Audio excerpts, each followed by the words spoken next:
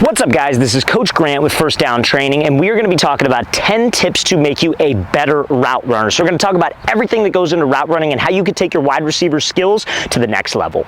Now, tip number one, you guys, to make you a better route runner is going to be something called body language. So anytime that you have a DB who's lined up in man coverage, whether it's press man, whether it's off man, his eyes are going to be keyed in on my body language, more specifically my hips. So as a wide receiver, when you're coming off the ball, let's say I got to run a simple route like a 12-yard curl, right? Quarterback's over here, break back towards him. From the start of the route to the end of the route, my body language needs to stay the same. A lot of times what receivers do is at the first 5 yards of the route, they have this nice slight forward lean. I tell my receivers, pretend like you were running with a speed sled and you're trying to pull a sled, because that slight forward lean can help you sell vertical. Our goal is to get that DB to backpedal. Think we're trying to run past him, so when I put the brakes on or decide to make a cut, I can get separation. But what a lot of guys do is they have that forward lean, then right before they're about to break, they raise up to slow themselves down. We can't do that, because when you raise up with your chest and your chin, that also raises your hips, and that gets that DB to settle down and stop. Everything needs to be a fade until it's not, and your body language staying slight forward lean before you get into the break is the first important part to that. Now, fellas, before we get into the rest of this video, if you're a wide receiver and you guys would like a 2-month-long workout schedule that you can follow this offseason, go to that very first link in the description below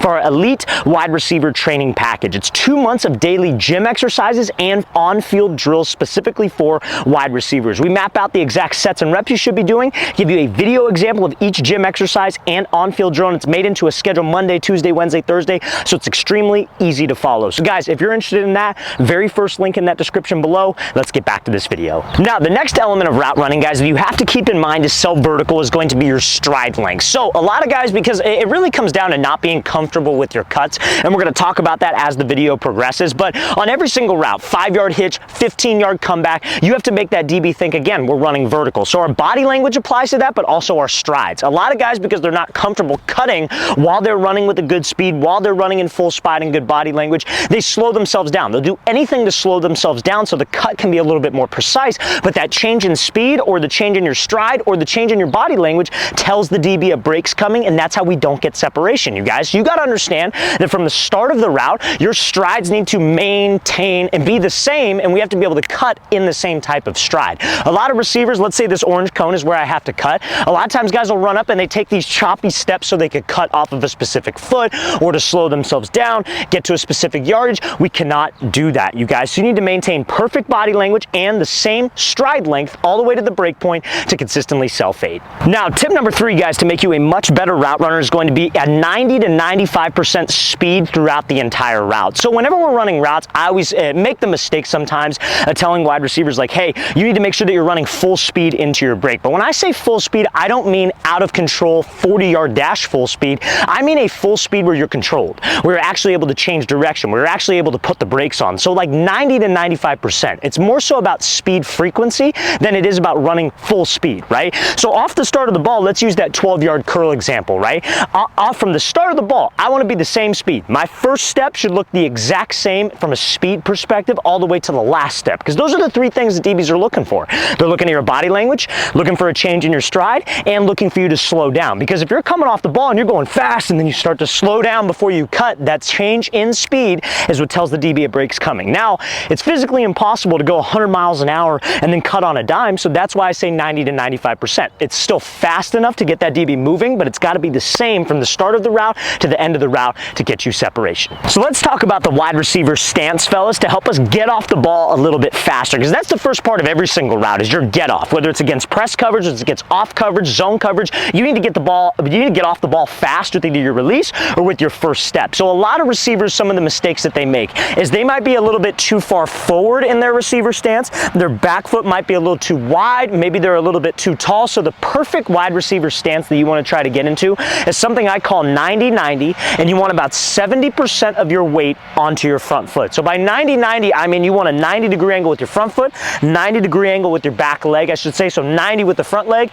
90 with the back leg, and put some weight into this front foot. And you don't want to be slouching forward. You want your chest to be up, and you want your hands somewhere around your waist. Now, as soon as that quarterback snaps the ball, you don't want to step with the back foot. Definitely don't want to take a false step with your front foot. You just want to lean into this front foot and have that shin angle be at a positive 45, and we drive and get off the ball. So if you can master that type of stance, you're going to get off the ball much quicker as a wide receiver. Now, tip number 5 to make you a better route runner has has to do with our foot strike. So if you want to get faster cuts in and out of your breaks faster, so many times wide receivers make this mistake of trying to stop by cutting with their heel and then having their toe slap down. So a lot of times that comes from, like, let's say we got to cut at this cone. Receivers love to reach out for the cone, and when they reach, their heel hits, toe slaps down, and you can't really push off of this cut leg. Same thing if you're trying to drop your hips into a break. A lot of times guys will reach and they're on their heels, they almost fall back, and it causes them to take a lot of extra steps on the break, but also it's just flat slow. The fastest part of your foot is the ball of your foot. That's what needs to hit the ground first. I'm not saying that you should cut with your heel out of the ground. That's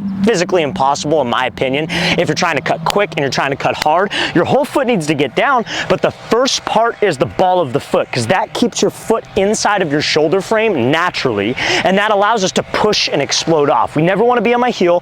Ball of the foot is what should be hitting the ground first and foremost. Now, tip number 6 to make you a better route runner is you need to be violent. So you need to be violent with your single cuts, and you need to be violent with your hips when you drop into a break. So remember what we talked about in the very first 3 tips of this video. We talked about selling vertical. Good body language, good stride length, or I should say the same stride length, and then the same speed from the start of the route to the end of the route. So for me to be able to cut effectively while doing that, I need to be violent and explosive with my cuts to be able to control myself out of the break. So let's say I got to run a curl route. Let's use this cone for example. And I'm running and I'm selling vertical, great, but when I start to drop my hips, I have a slow sink of my hips. It's not a violent drop.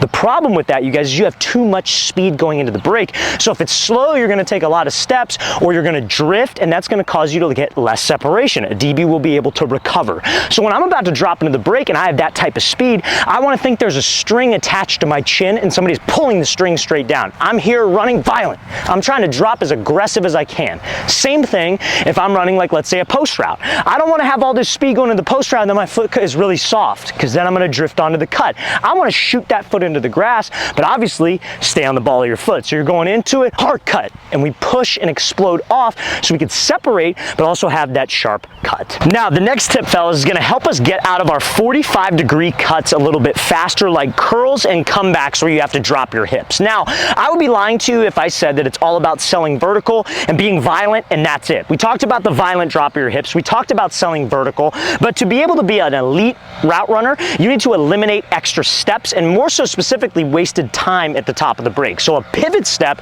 is the great way to do that. So going up into this orange cone right here, I'm running, let's say I break on my outside foot. Let's say the quarterback's over there and I have to run a comeback route, right? So I drop on this inside foot. I don't want my second step to be forward, third step, fourth step, fifth step, sixth, and then I'm out of the break. What I want to do is I want to pivot on my second step. I snap down, second step should pivot at a 45, so now my hips are starting to flip and I can snap my hips out of this break. Does it need to be a perfect 3 steps? No, I'm not going to be super picky about steps, but the faster you get your hips turned, the faster your routes are going to be, and will eliminate wasted time.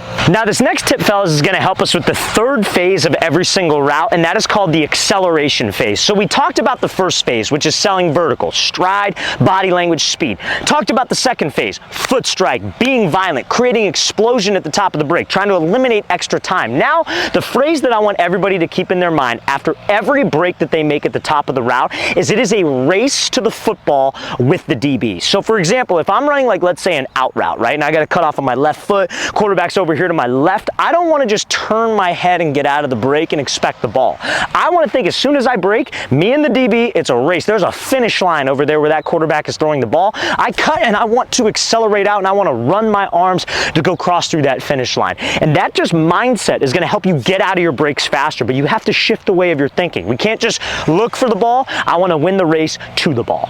Now, fellas, let's talk about double moves. So a double move can be sold with 3 specific things. So these are for double moves. Like, we're going to talk about a hitch and go in a second, not those types of double moves. I'm talking about like a slant and go, a post corner. I'm talking about an out and up, anything where you have to cut and there are 3 steps where you are trying to sell the initial break and then get into the second break of the route. So you sell it with 3 things. And those 3 things, you guys, are just like what we need to use to sell vertical on our single move routes, right? So if I'm running a slant and go, let's say I break here, run to the slant, going up vertical. When I break to that slant, first and foremost, it's about body language. So you got to make sure that you snap your eyes and your hips and your shoulders are committed to that slant. A lot of guys, what they do is they cut and they kind of look, but their hips and their shoulders are turning out. We need to fully commit to whatever move I'm trying to sell, whether that's an out, a corner, a post, whatever it is. So that's number 1. Number 2, it's your strides. A lot of guys guys on a double move will take really choppy strides so they can get back to the second move, and they rush it. Don't rush it. Take full strides, as that's just going to get a DB to crash down. And then last but not least, guys, what do you think it is? Speed. If your first route, like let's say my slant is really fast, I'm 1, 2, 3, and then I slow down. Nobody's believing that you're running an actual slant. When you run a slant over the middle, you're going. So you need to have that same type of speed, that same type of stride, and that same type of body language to get a DB to crash and get you more separation on double moves. Now, tip number 10, fellas, is going to be for double move routes like a hitch and go, a stop and go, a come back and go, and that is going to be keeping your head down to separate from the DB. So let's try I'm running just a simple 5-yard hitch and go, right? And let's say this orange cone is where 5 yards is, right? As soon as I go into it and I drop, a lot of times receivers will get a DB to crash, stop their feet, hesitate, and then it's, oh, I'm open, and they look back for the ball right away. We cannot do that, you guys. You need them to understand that on double moves, you have to drop your hips. The quarterback is putting it to a spot. He's trying to let you go run it down and go chase it down. So as soon as you break it 5 and you drop, keep that freaking head down, guys, and separate from the DB so we can catch up to that deep pass over the top.